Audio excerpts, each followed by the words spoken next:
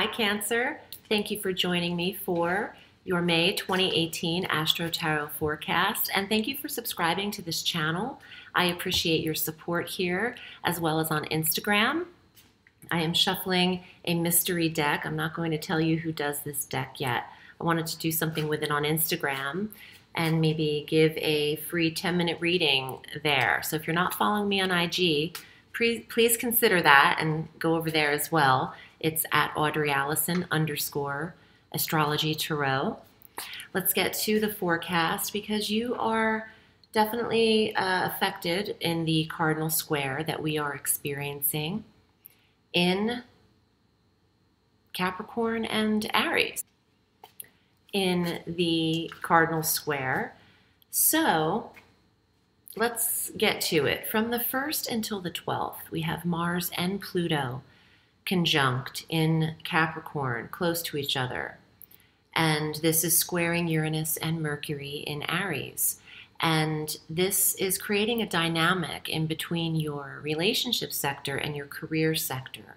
And Cancer might be going through some tension and adjustment in terms of how to position yourself as a spouse and a partner and in career. Maybe you're going over the timing and the structure of the time of these of your day and how you apply yourself in both places at the same time.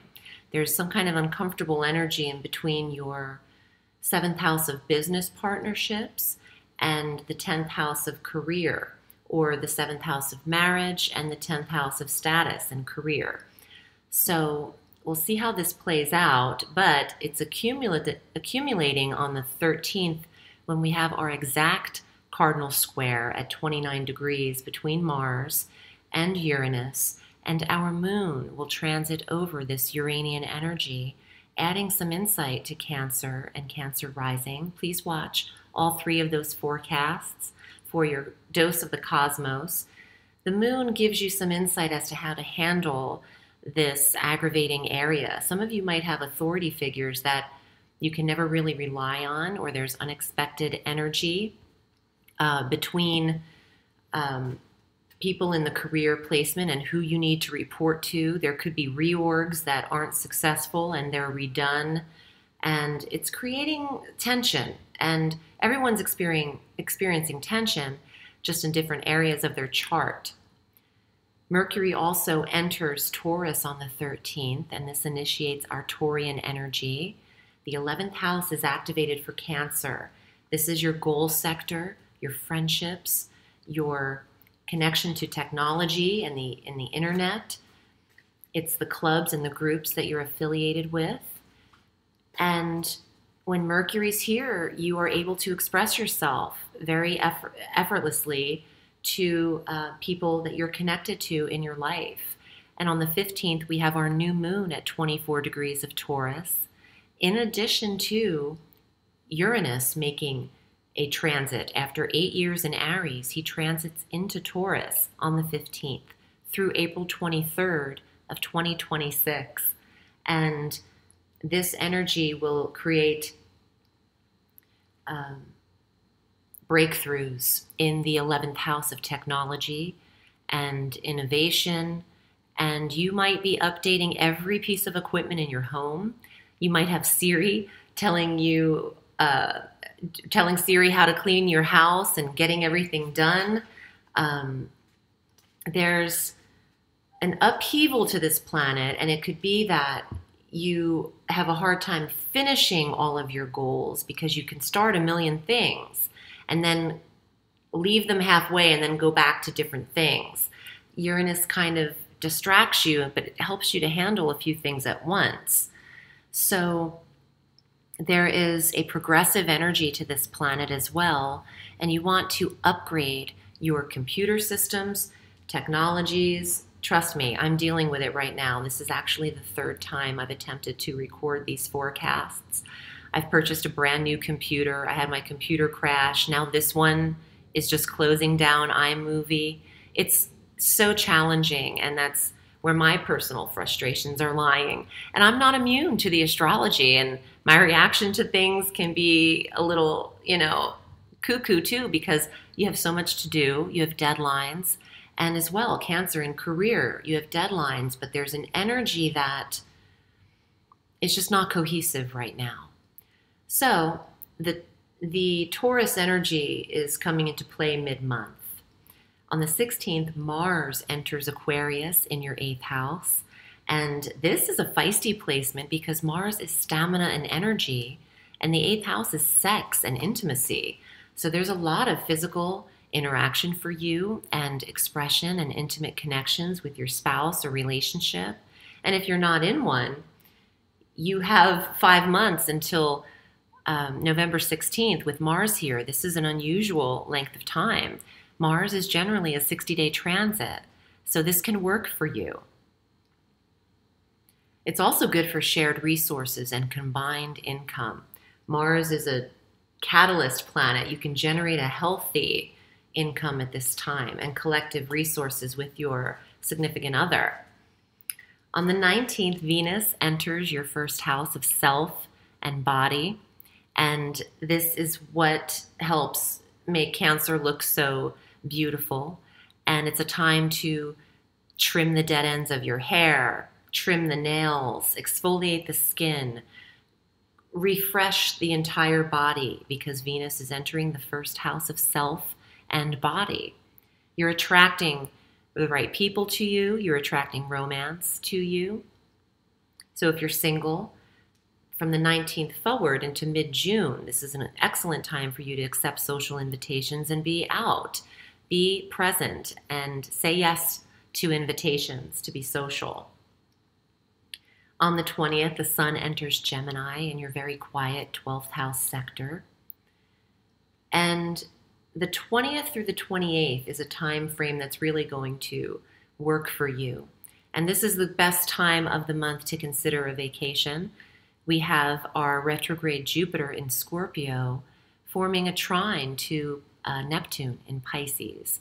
And this adds a very nebulous, dreamy energy to any of the planets you have and positions in Cancer. So this is the water trine that's exact at 16 degrees in between the 5th house of your romance and true love and connection to children, and the 9th house of foreign travel and learning and experience. So this is the week to get out of your mind and get into a Mai Tai. This is a very beautiful placement for you near the ocean and salt water where Cancer belongs. The 29th of May brings our full moon at 8 degrees of Sagittarius, as well as a Mercury transit into the sign of Gemini, conjunct the Sun. This is an intuitive placement with Mercury in the 12th house. Your dreams bring you information, so pay attention to them at the very end of May through June.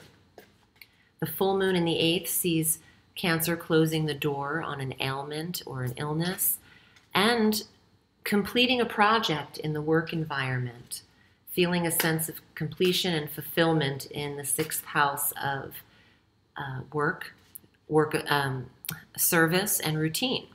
So you can pat yourself on the back for completing a job well done. Let's see what's in the tarot for Cancer and Cancer rising and Cancer moon. If you'd like to book with me, I read all through the week, and it's something that I do exceptionally well. So consider booking your reading with me at audreyalison.com. My links are below. And my tarot course is also available. I wrote and published to help you get to know how to relate to the tarot and to offer some new insight in your approach and method of practice. Cancer, here's your first card. Wow, the Hierophant. This card is coming out a lot because it's the card of Taurus, and it represents the 9th house of the metaphysical, counseling, certification, and stability. There is a grounding to the Taurian energy, and some of you need to take a breather. This is a spiritual card, getting in touch with your inner self, and you might incorporate a practice that helps to do so, meditation and yoga or Reiki healing practices. The Nine of Staves, competition, and some burden that is always around when we have obligation and career and deadline. But trust that you have what you need available to you. He's holding that staff, and it's okay if there's 8 other staffs behind him. He needs what he needs, and he can ignore the distractors in the background. Hello, the High Priestess. I love this card. She is quiet, honed in on her psychic ability. She doesn't need to be too social.